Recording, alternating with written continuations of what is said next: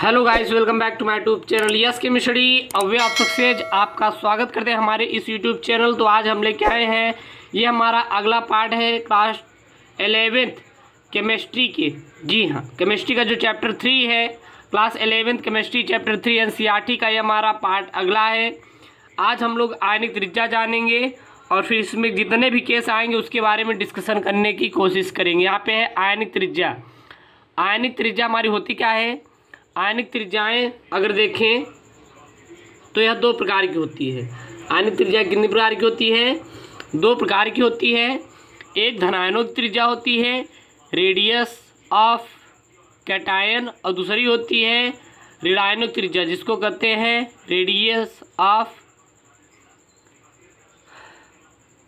जो एनोड होती है। ठीक ना। फिर यहाँ पे आएगा हमारा धनायनों की त्रिज्या। धनायनिक त्रिज्या क्या होती है? धनायनिक त्रिज्या परमाणुओं की तुलना में सदैव क्या होती है? छोटी होती है। जो धनायनिक त्रिज्या होती है, अगर देखेंगे परमाणुओं की तुलना में सदैव क्या होती है? छोटी होती है। जो एटम होते हैं उनकी जो त्रिज्या होती है, इनसे भी त्रिज्या किसकी होती है? धनायनिक त्रिज्या। क्या होता है धनायनिक त्रिज्या? जब कोई धातु अपने बाहरी कोश से इलेक्ट्रॉन त्याग कर धनायन बनाने की या फिर धनायन बनाता है, तब नाभिक के द्वारा बचे इलेक्ट्रॉन पर आकर्षण बल कार्य करता है, या फिर आकर्षण बल का मान क्या होता है? बढ़ जाता है। अतः कक्षाओं में कमी के साथ साथ संकुचन होने की धनायनिक त्रिज्या क्या हो जाती है? छोटी हो जाती है। आप कह सकते हैं जैसे कि अन्य सोडियम हमारा क्या, यह धनायन है। देखिए, अगर यह सोडियम में एक इलेक्ट्रॉन का त्याग कर रहा है तो धनायन बन रहा है कि नहीं? क्योंकि धनायन हमारे वो होते हैं जो कि अपने बाहरी कोश से इलेक्ट्रॉन त्याग करते हैं, उसे क्या कहते हैं? धनायन कहते हैं। तो जो सोडियम है, यदि एक इलेक्ट्रॉन का त्याग करेगा, जाहिर सी बात है जब इलेक्ट्रॉन निकलेंगे तो नाभिक के द्वारा उनके कक्षाओं पे जो आकर्षण बल का मान बढ़ जाएगा, जिसके कारण धीरे धीरे क्या होने लगता है? उनकी कक्षाओं में संकुचन होने लगता है ना। जैसे कि मान लीजिए, अगर मान लीजिए यहीं पर अगर हम बात करें, यहाँ पे ऐसे ऐसे ढेर सारे हैं। यहाँ पे क्या है? यहाँ पे है इलेक्ट्रॉन, यहाँ पे है इलेक्ट्रॉन, यहाँ पर भी इलेक्ट्रॉन। समझने की कोशिश कीजिएगा, अच्छा सा है आपके लिए। यहाँ पे कितने इलेक्ट्रॉन हैं? 1 2 3 4 5 6 7, मान लीजिए कुल मिला के 7 हैं। और यहाँ पे 7 प्रोटॉन 7 न्यूट्रॉन है। न्यूट्रॉन उदासीन होता है। 7 प्रोटॉन और 7 इलेक्ट्रॉन। यदि एक इलेक्ट्रॉन निकल गया, यदि एक इलेक्ट्रॉन धनायन बन के निकल गया, तो यहाँ पे 7 बचे, कक्षा में कितने बचे? 6। तब ये इसको आकर्षित करेगा कि नहीं? संकुचन होगा कि नहीं? और यही जो होती है, यदि कोई भी धनायन अपनी कक्षाओं से इलेक्ट्रॉन का त्याग करता है तो उनके कक्षा में क्या होने लगता है? संकुचन होने लगता है, और धनायनिक त्रिज्या क्या हो जाती है? छोटी हो जाती है। फिर आता है हमारा धनायनों में कोषों की संख्या कम होने पर प्रभावी नाप की आवेश का मान बढ़ जाता है। यदि कोषों की संख्या कम होगी तो प्रभावी नाप की आवेश का मान क्या होगा मेरे प्यारे बच्चों? वो ऑटोमेटिक ही बढ़ जाएगा। ये हमारा केस फर्स्ट में है। तो केस फर्स्ट में याद रखिएगा, धनायनों में कोषों की संख्या कम होने पर प्रभावी नाप की आवेश का मान क्या हो जाता है? बढ़ जाता। अब आता है हमारा मेरे प्यारे बच्चों केस सेकंड। केस सेकंड क्या है? जब धनायनों में इलेक्ट्रॉन की संख्या समान, तब धनायन के नाभिक में प्रोटॉनों की संख्या अधिक होती है। उसका प्रभावी नाप की आवेश का मान क्या होता है? प्रभावी नाप की आवेश अधिक होने के कारण त्रिज्या जो होती है वो हमारी क्या हो जाती है? छोटी हो जाती है। यहाँ पे एक पॉइंट याद रखिएगा, जब धनायनों में इलेक्ट्रॉन की संख्या समान, जब धनायनों में इलेक्ट्रॉन की संख्या क्या? समान। मान लीजिए कोई भी, जैसे कि यहाँ पे हमारे क्या है? सोडियम है, यहाँ पे मैग्नीशियम है, यहाँ पे एल्युमिनियम है। ये एक इलेक्ट्रॉन का त्याग कर दिया, इसका 11 होता है, इसका 12 होता है, इसका 13 होता है। यह एक इलेक्ट्रॉन का त्याग कर देगा तो 10 रहेगा, और यह 11 है तो 10 बन जाएगा। अगर ये 2 इलेक्ट्रॉन का त्याग कर देगा तो इसमें इलेक्ट्रॉन कितने बचेंगे? 10 ही बचेंगे। लेकिन प्रोटॉन कितने हैं? 12 है। क्योंकि जाहिर सी बात है, जितने प्रोटॉन पाए जाते हैं उतने ही कक्षाओं में इलेक्ट्रॉन हमारे गति करते रहते हैं। एल्युमिनियम है, एल्युमिनियम का 13 होता है। 3 इलेक्ट्रॉन का त्याग कर देगा, Al हमारा ट्रिपल प्लस बनेगा, यहाँ पे 10 ही रहेगा, और इसमें हमारे प्रोटॉन कितने हो जाएंगे? 13 हो जाएंगे। अब यहाँ पे यही ये बता रहा है कि जब धनायनों में इलेक्ट्रॉन की संख्या समान, जब धनायन में इलेक्ट्रॉन की संख्या क्या रहती है? समान। जैसे कि इसमें 10 इलेक्ट्रॉन, इसमें 10 इलेक्ट्रॉन, और इसमें भी 10 इलेक्ट्रॉन समान, तब जिस धनायन के नाभिक में प्रोटॉन की संख्या अधिक होती है, तब जिस धनायन नाभिक में प्रोटॉन की संख्या क्या रहती है? अधिक होती है, तब उसका प्रभावी नाप की जो आवेश अधिक होने के कारण उसकी त्रिज्या क्या होती है, छोटी होती है।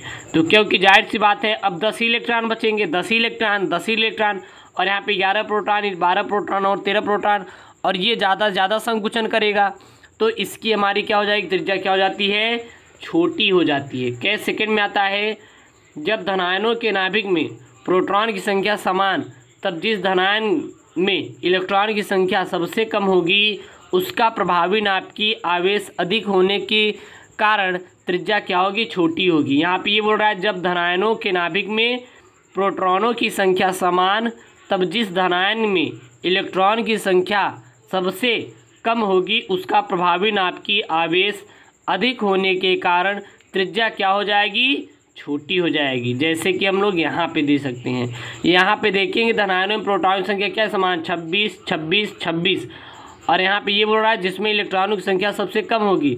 देखिए 25, 24, 23 तो सबसे एफआई डबल प्लस में सबसे कम हमारे क्या है, इलेक्ट्रॉन हैं। तो यहाँ पे ये बोल रहा है सबसे धनायन जिसमें सबसे कम होगी उसका प्रभावी नाप की आवेश का मान अधिक होने के कारण त्रिज्या क्या हो जाएगी, छोटी हो जाएगी। तो यहाँ पे एफआई डबल प्लस की क्या हो जाएगी, हमारी त्रिज्या ऑटोमेटिक मेरे प्यारे बच्चों छोटी हो जाएगी। अगला यहाँ पे धनायनों की त्रिज्या की हमारी उपनति। अब हमारे धनायनों की त्रिज्या की उत्पत्ति कैसे होती है, तो आवर्त में बाएं से दाएं चलने पर, किधर, आवर्त में बाएं से दाएं चलने पर धनायनों की त्रिज्या घटती है, और क्योंकि जेफ का मान हमारा क्या होता है, बढ़ता है। अगर आवर्त में बाएं से दाएं चलेंगे तो जाहिर सी बात है धनायनों की त्रिज्या क्या होगी, हमेशा घट जाएगी। ऐसा क्यों, ऐसा इसलिए क्योंकि जेब का मान क्या होता है, बढ़ता है, तथा समूह में ऊपर से नीचे की ओर चलने पर धनायनों की त्रिज्या क्या होती है, बढ़ती है, क्योंकि जेब का मान क्या होता है, घटता है। तो यही दो चीज़ आप रिलेट कीजिएगा और ये आपके लिए बहुत ही मस्ट है, ठीक है ना। चलिए हम लोग आगे देखते हैं मेरे प्यारे बच्चों। यहाँ पे देख सकते हैं ये हमारा आवर्त है, ये समूह। आवर्तों में अगर देखेंगे बाएं से दाएं चलने पर धनायनों की त्रिज्या क्या होगी, वहाँ पे घटेगा। धनायनों की त्रिज्या का जेफ का धनायनों की त्रिज्या देखेंगे तो जो जेफ का मान होता है घटता क्रम, और ऊपर से नीचे की ओर धनायनों की त्रिज्या का मान क्या होता है, बढ़ता क्रम, ठीक है ना, बढ़ता क्रम। और यहाँ पे जेब का मान घटेगा, ऊपर जेब का मान बढ़ेगा। अब आती है ऋणायनों की त्रिज्या। अब ऋणायनों की त्रिज्या क्या होती है, ऋणायनों की त्रिज्या परमाणुओं की तुलना में सदैव बड़ी होती है। अगर ऋणायनों की त्रिज्या देखेंगे तो परमाणुओं की तुलना में सदैव क्या होती है, बड़ी होती है। बड़ी क्यों होती है, क्योंकि जब अधातु अपने बाहरी कोश से इलेक्ट्रॉन ग्रहण करते हैं तब इलेक्ट्रॉन के अधिकतम या फिर अधिकता के साथ साथ कक्षाएँ क्या होती है, बढ़ जाती हैं, जिससे नाभिक के द्वारा इलेक्ट्रॉन पर आकर्षण बल का मान घट जाता है, और यही कारण होती है कि कक्षाओं में फैलाव होने लगता है, जिससे ऋणायन की त्रिज्या क्या होती है, परमाणुओं की तुलना में बढ़ जाती है। अगर ये बोले कोई कि चलिए भैया बताइए जो ऋणायन होते हैं क्या इसकी त्रिज्या क्या होती है, तो देखिए मान लीजिए मैंने कोई भी यहाँ पे एक छोटा सा आप लोग के लिए एग्जाम्पल रखने का प्रयास करते हैं। मान लीजिए ये हमारा है क्या, ऋणायन है, ठीक ना। अब इसमें एक इलेक्ट्रॉन यहाँ पे है और एक इलेक्ट्रॉन यहाँ, दो इधर, मान लीजिए यहाँ पर भी हमने यहाँ पे ऐसे इलेक्ट्रॉन रख दिया। अब जितने कक्षाओं में इलेक्ट्रॉन उतने ही कक्षाओं में प्रोटॉन, तो 1 2 3 4 5 6, तो यहाँ पर भी 6 प्रोटॉन और 6 इलेक्ट्रॉन। अब जो हमारे ऋणायन होते हैं वो बाहर से एक और इलेक्ट्रॉन को ले लिया, तो जब एक इलेक्ट्रॉन को और ये लेगा तो यहाँ देखिए कक्षाएँ तुरंत बढ़ेंगी नहीं। जब कक्षाएँ बढ़ेंगी तो प्रोटॉन भी क्या होंगे, यहाँ पे वहाँ पे इतने ही रहेंगे, लेकिन इलेक्ट्रॉन कितने हो जाएंगे, 7 हो जाएंगे। तो अब कौन हमारा आकर्षण सबसे ज़्यादा लगाएगा, इलेक्ट्रॉन या फिर प्रोटॉन, जाहिर सी बात है इलेक्ट्रॉन। तो यही यहाँ पे दे रहा है, क्योंकि जब अधातुओं में अपने बाहरी कोश से इलेक्ट्रॉन ग्रहण करते हैं तब इलेक्ट्रॉन की अधिकता होने के साथ साथ कक्षाएँ बढ़ जाती हैं, जिससे नाभिक के द्वारा इलेक्ट्रॉन पर आकर्षण बल का मान क्या होता है, घट जाता है, और यही कारण होती है कक्षाओं में क्या होने लगता है, फैलाव होता है, जिससे ऋणायन की त्रिज्या क्या होती है, परमाणु की तुलना में बड़ी होती है। अगर हम लोग एग्जाम्पल में देखें तो जैसे कि कार्बन, नाइट्रोजन और ऑक्सीजन, यहाँ पे ये 4, यहाँ पे ये 4, यहाँ पे ये 2, तो त्रिज्या क्या होगी, जाहिर सी बात है बड़ी हो जाएगी।